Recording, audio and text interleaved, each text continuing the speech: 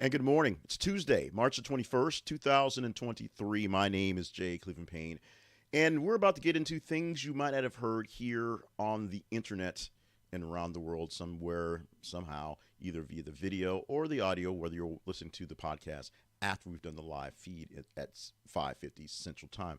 What we're going to provide for you is 8 news stories from the past 30 hours that you deemed as pretty darn good to talk about. You vetted as good conversational stories, and then I curated them down from the top stories. We took 15 of the top 33, I believe we had, that was posted over the last 30 hours, and we're going to give them to you, not necessarily in top order, although the first story is top order. We're going to start off very serious, so just warn you right there on where we're going on this one. To get this thing every single day, no matter how you're finding it now, go to our website. This is a conversationproject.com and find out more about us, the Conversation Project, and the offerings we have at that place. 5 days a week, every single weekday morning. We'll give you things you might not have heard. We'll give you some weekend podcasts and extra things and a newsletter. So you don't necessarily have to listen to. You can read the stories as they come down. Find out how to get all of those in a bit. We'll explain all of that towards the end of the show. Plus, it's March. We're pledge driving. We'll talk about what you can do to help us keep things going and why you may want to as we go deeper into the story. But first, let's get to the news you want to get to. 8 headlines that were, of course, vetted by you, curated by me for this morning. Start off on a serious note, a very sad note. We had recent stories talking about the uptick of the life of Lindsay Lohan. We have recent stories about the weird downtick of Britney Spears, and now we have another child star, former child star, now adult, who's having issues that we have to talk about on today. Headline for this morning, first headline we're going to is Amanda Bynes placed on psychiatric hold after roaming streets naked. As the headline says, 36-year-old Bynes was placed on psychiatric hold after roaming the streets of Los Angeles naked and then calling 911 on herself. The hold typically lasts 72 hours, but can be extended based on the patient's need. So this happened essentially yesterday, and we will find out how long she will be held on to. So she canceled her trip to 90s Con in Connecticut due to undisclosed illness. She was actually doing better, it seemed like, in her life. And then something happened. And today, or yesterday when all this stuff went down, it turned into sort of the show that it is. Bynes' parents supported her push for freedom after having some, let's say, psychiatric issues and issues with substance abuse. But right now, it seems to be on a relapse downturn. We are praying for the quick return to, we'll say, sanity, to some sort of level of just normalcy for Amanda Bynes. And we're going to use this time, because it's never really bad time to pop it up, use this time to once again to remind you about 988, the new National Suicide Prevention Lifeline. It's not new in itself that it didn't exist. It's now just a number you can text or call on your cell phone, 988, anytime, 24/7. You can also go to 988lifeline.org. That's the online version. You still find people to chat with and get its resources there. But if you need someone to talk to, if you're not in good health, if you're in distress, someone's there to talk to you in English and Spanish, 24/7.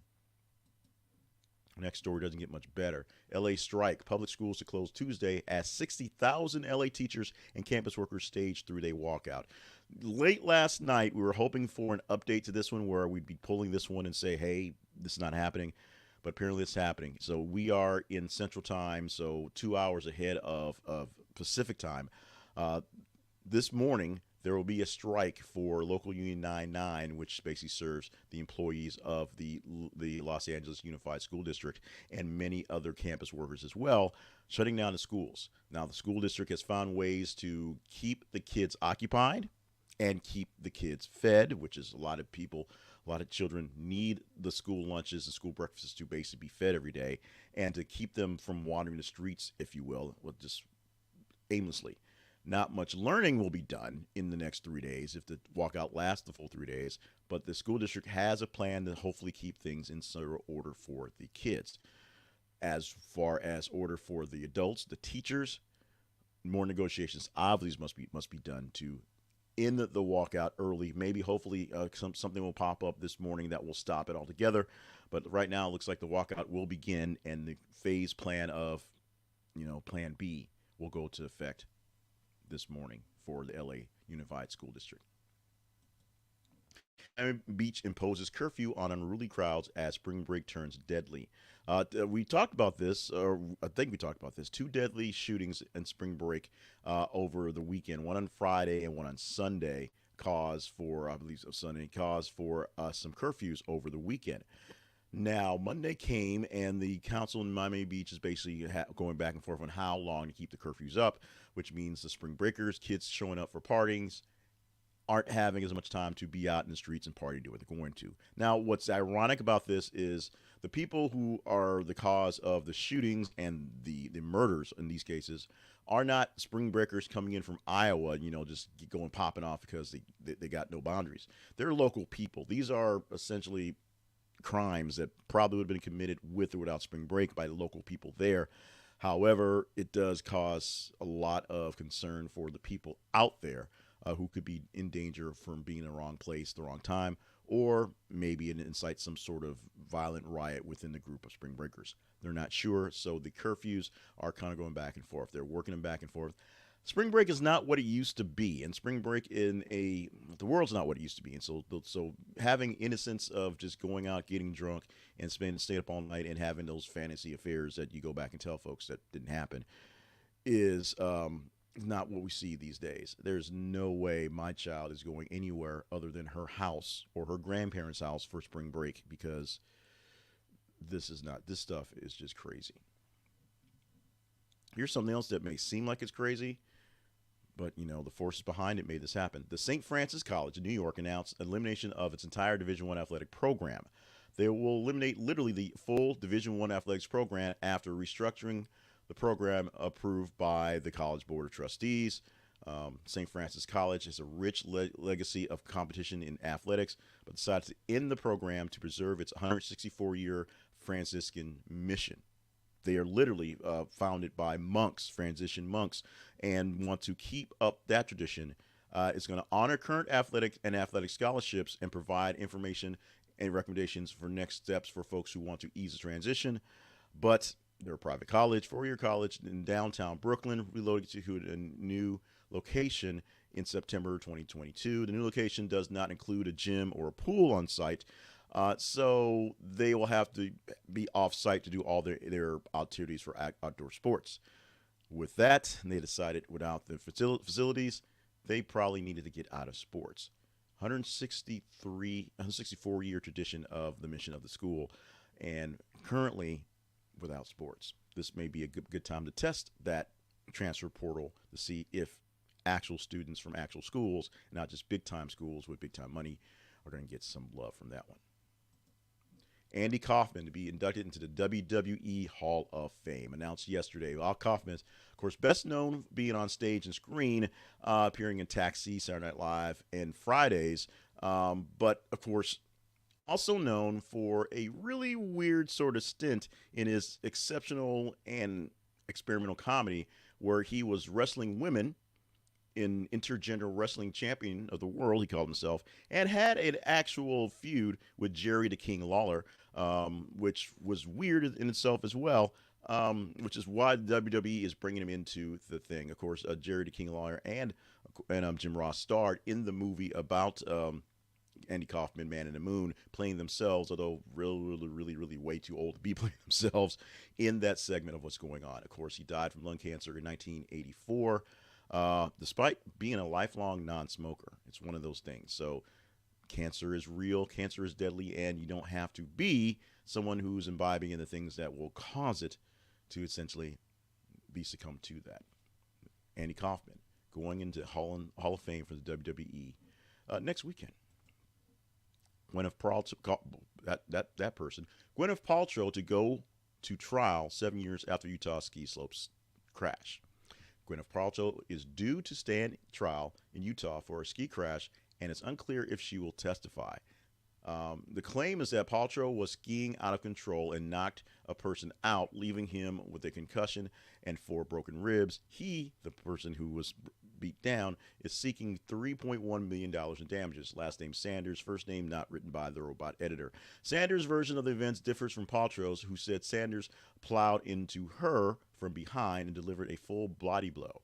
Paltrow quit skiing with the family for the day because she needed to rest up.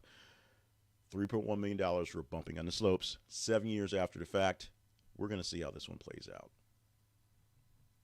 Oh, by the way, Amazon is laying off 9,000 more workers after earlier cuts.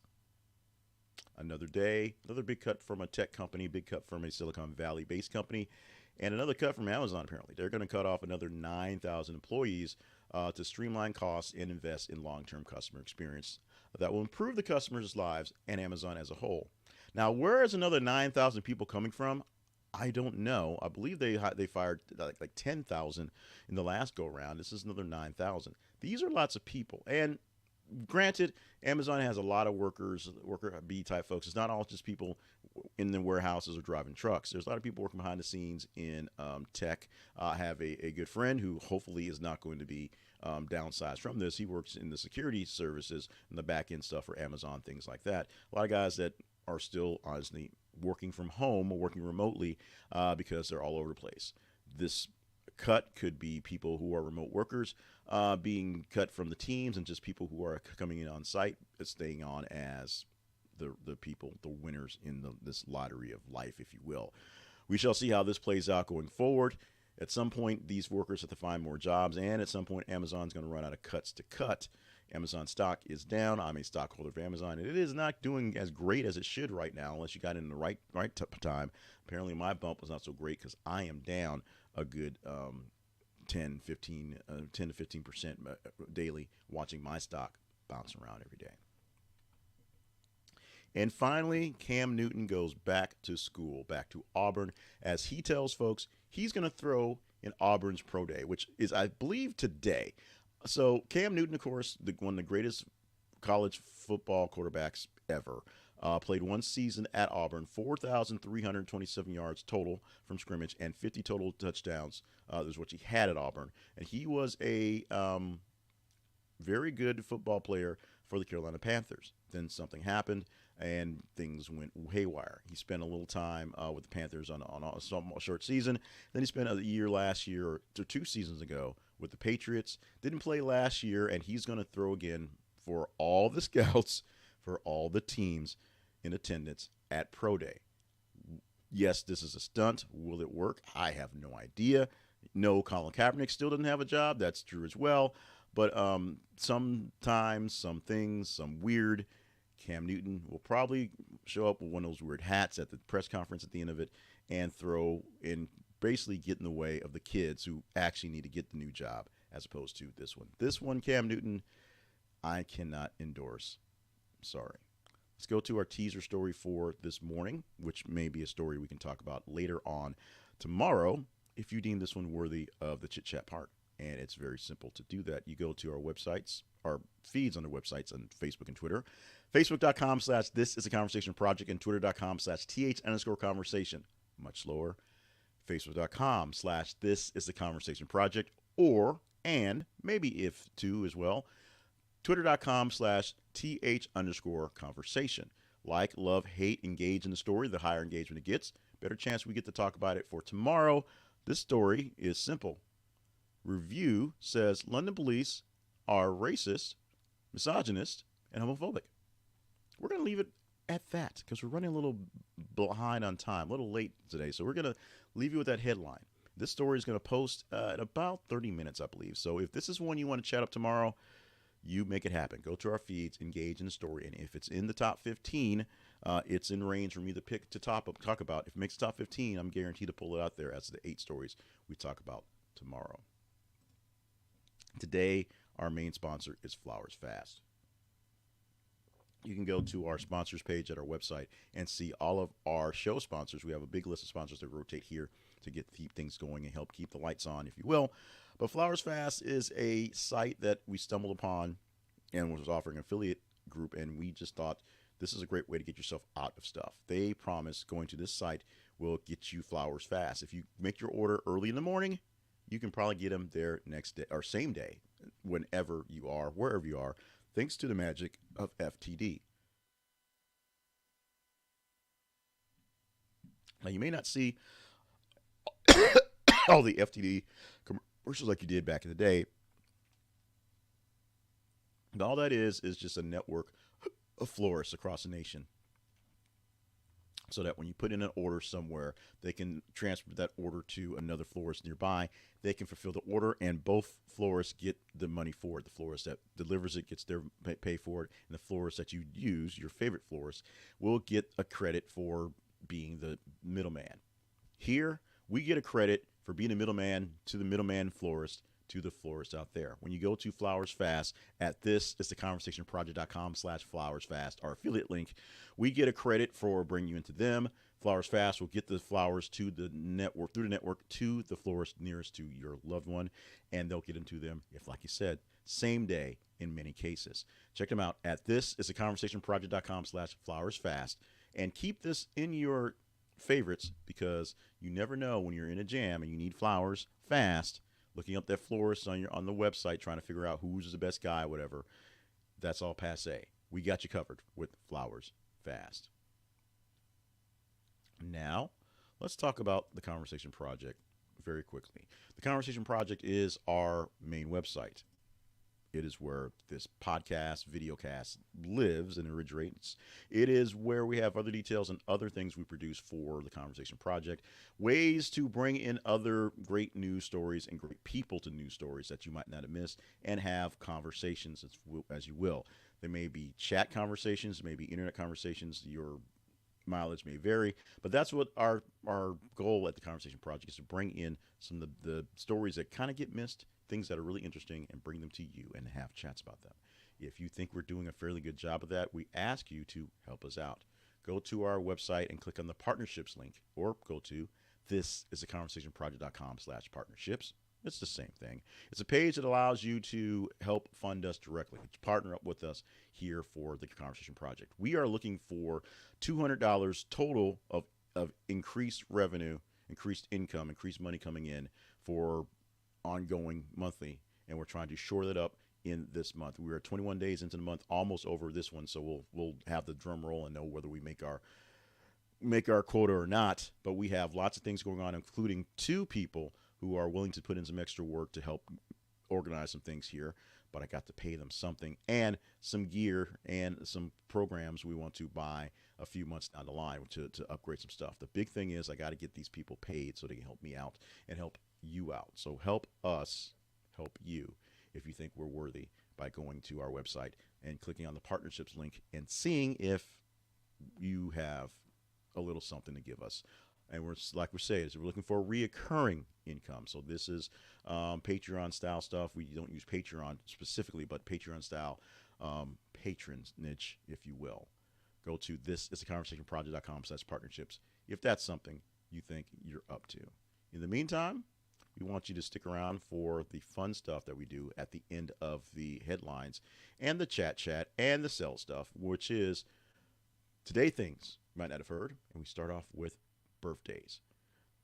March 21st birthday, starting off with Timothy Dalton, 77 years old on today. He was a James Bond. He was in Flash Gordon, which I watched earlier this year. I was just fixated with Flash Gordon for a bit. He's a pretty versatile actor, and he's still doing great stuff. Look for him in something soon. I don't know what he's doing exactly soon, but 77 years old. Congratulations. Happy birthday to Timothy Dalton. Gary Oldman, not a James Bond, not in Flash Gordon, but pretty dosh darn versatile himself. His role in The Fifth Element was, over the top. His roles as Christopher Gordon in his Batman turns over the top. Well, maybe not over the top, but workable. And he's still done plenty of things on his own. 64 years old on the day. And Matthew Broderick, believe it or not, Ferris Bueller is 60 years today. Not sure how Ferris is in the 60-year-old version would deal with a Ferris of his time, how his kids would turn out. But we do know that he does a lot of stuff on the side, all over the place. Played a role as a counselor turned zombie in a Netflix special where all the kids survived and he didn't. That got confusing. And of course, was the narrator, and I think he actually starred in the Broadway version of A Christmas Story. I think he actually starred in that on Broadway. He was the narrator on it for the TV musical version they did a couple of years back. Matthew Broderick turning 60 years old today. Now, we're running late, but I have to give plenty of time to this one here. Today, we're celebrating World Down Syndrome Day. And today, I'm giving a special shout out to my friend Scott and his warrior, Thomas, who's suffering. And I say that, just because, I'm bad with words a lot of time. Living through, championing through Down syndrome. Now, Down syndrome is a bit more complicated than it looks like, but essentially, with it comes a lot of internal issues. He's had so many surgeries for just internal issues, and there's learning disabilities and things like that. But let me tell you, this kid is the sharpest little guy that I know, and one day he's gonna buy me out and be my boss for this online thing right here. And so, what do you do for World Down Syndrome Day other than mess up the words? Just wear funny socks. Today's a day to wear funny socks in celebration of World Down Syndrome Day. If you're already wearing funny socks, you're already in the game. It's that simple. You just tag this onto it. World Down Syndrome Day. I am a boring white sock person, unfortunately, so I'm gonna have to swing by Walmart on the way to work and buy some pretty awesome, outstanding, weird socks and put them on today to celebrate myself. Big ups to Thomas. Keep on fighting, kid. You're doing great. We all love you.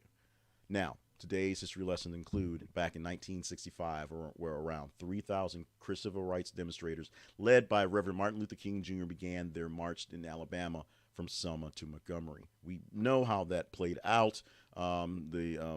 Bloody Sunday is a part of that. We know how the whole thing went down eventually with Dr. Martin Luther King and his assassination. And we know how the relations of the races, particularly African Americans and many others in this nation, are going right now. Not exactly swimmingly, but there's always hope. Times can change.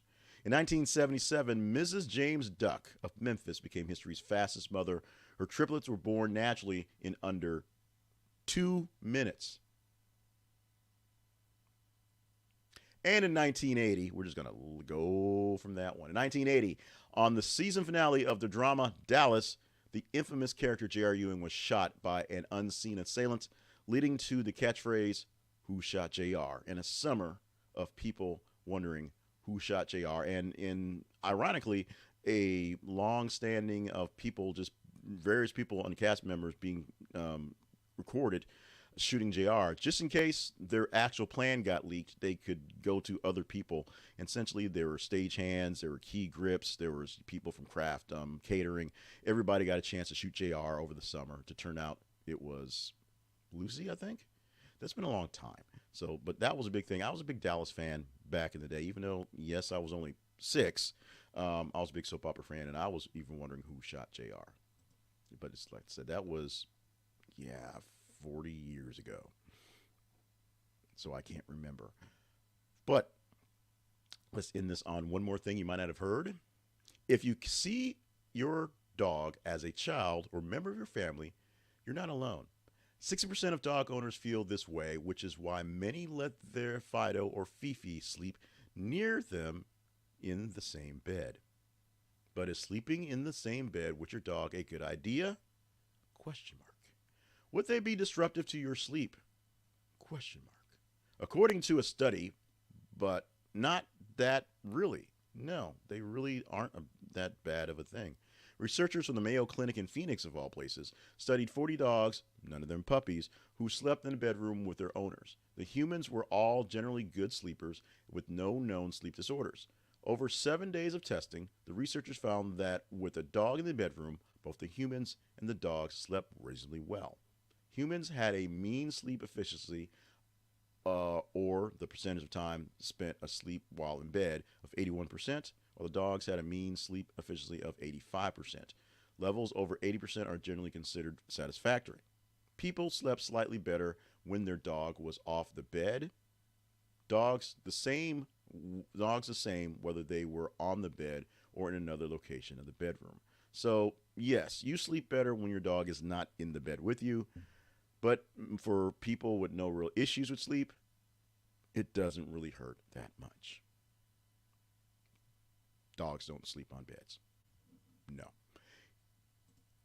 Tuesday, March 21st, 2023. My name is Jay Clifton Payne. This has been a broadcast of More Better Media, LLC, and the Conversation Project called Things You Might Have Heard. And so hopefully the things that you heard today are good things. Maybe you heard some of them. I'm pretty sure you heard some things. The biggest thing we're covering, and what really sort of threw off a lot of stuff from yesterday, was we covered a lot of news about Donald Trump headed to New York today, but there are essentially no updates to the story.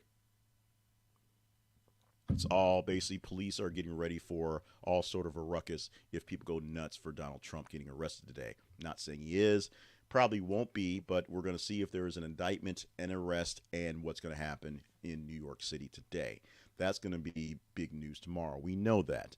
What we don't know is how big, how crazy, how much is going to overtake everything. So hopefully we had a nice big wild array of stories for the day to make up for what's going to be a pretty dull day today for tomorrow's show, which is going to be all Trump related stuff. I'm assuming. In the meantime, I need you to stay hydrated and limber and on task for all the grand things that you are needed to be here for. And one more time, in reference to the Amanda Bynes story, and just in reference to just having issues on your own, maybe you're having some trouble. Call or text 988, the National Suicide Prevention Lifeline. Online, it's 988lifeline.org.